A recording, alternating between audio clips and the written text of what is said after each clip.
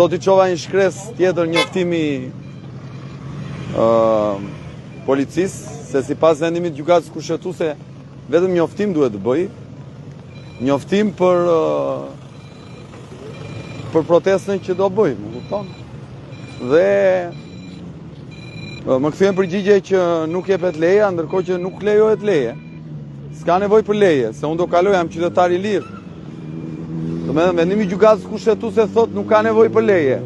Thotë që çdo qytetar proteston I lirë. Kaq, thjesht njofton. Tani këta thonë do të procedojnë penalisht. Po teku bën 3, le të bëhen dhe 4, le të bëhen 5, 15, 20, 30. Unë po protestoj si njeri I lirë. Në shi, do thoni ju pse e bën këtë.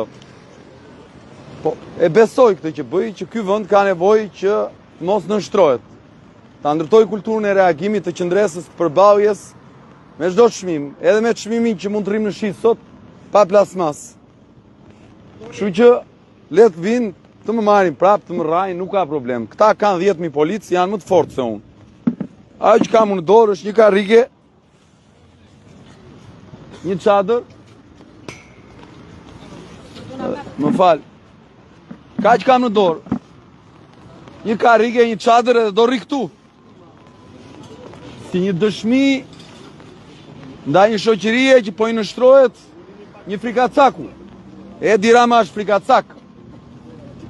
Se fshihet pas uniformës policisë së shtetit për të dhunuar njerëz të lirë. Njerëz që nuk I kanë vjedh kësaj republike. Dhe e bën dhunën për të mbrojtur hajdutërinë e vet. Kështu që unë si Adriatik sot I kam dërguar policisë prap njoftim që do vi këtu. Ka kthyer përgjigje nuk lejohet se pengon qarkullimin. Ja qarkullimi kush atje, ecën, vazhdon. Edhe në trotuar kalojnë njerëzit. I bëjmë dije qytetarëve që sipas vendimit të gjykatës kushtetuese të vitit 2021, dhe ju jeni gazetar mund ta verifikoni, nuk kërkohet më leje për të bërë protesta. Nuk ka nevojë për leje, mjafton të njoftohet. Të thuhet që në këtë datë, në këtë orë do zgjas kaq, do bëj kaq. Unë e kam njoftuar. I kam njoftuar që sot prap do vi këtu. Do thoni ju sa do rish, po ndoshta deri në 3 mëngjesit, se mund të lagem, mund të bëhem ujë edhe s'kam ç'bëj. Do vi prap nesër. Kaq kam në dorë, kaq bëj. Në një republikë që me zhduket Edi Rama pasi vjedh pa ndalim, në vend I vit turp që të dalë rrugëve bashkë me këta që na vjedhin, kanë guximin të vinë të dhunojnë qytetarët. Kanë guximin të vinë të sillen në mënyrë banditeske. Dhe kush ai që këtë bulevard e ka blokuar me çadër mira metra katror, duke blokuar jetën e Tiranës. Nuk del dot një qytetar son Tiranë thotë që nuk kam shkuar dot në punë se më pengoi Adriatiku. Nuk shkova dot në Vaki se më pengoi Adriatiku. A nuk shkova dot në Dasma, nuk kapa dot avionina. S'ka. Se s'kam si t'i pengoj, ja ku kalojnë, aty kalojnë, edhe këte nga pas. Dhe Edi Rama që blokonte bulevardin me çadrën e madhe, se ai e ka vendosur precedentin e çadrës, nuk e ka vendosur unë. Fal Zotit nuk ndodhi gjë. Ky trim I madh, që I duket Republika si pronë private. Ne nuk kemi të drejtë të protestojmë, Edi Rama ka ta blokoj bulevardin me çadra, ne jo. Pse? Çfarë po I bëjmë Edi Ramës? Ne po I themi që ke vjedhur bashkë me kolegët e tu, ka vjedh Republikën, nuk e them unë, e thot prokuroria.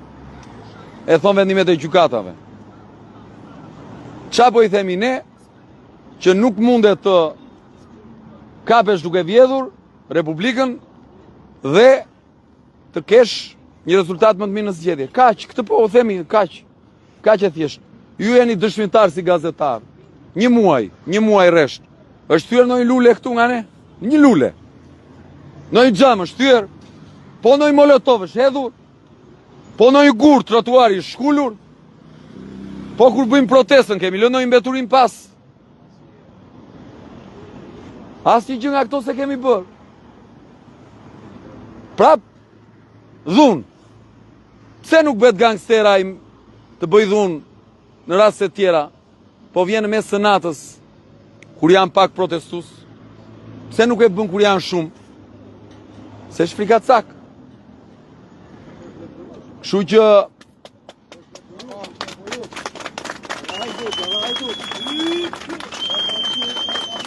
unë personalisht, të nderuar qytetar, nuk i kam marrë kujt përsi për gjë.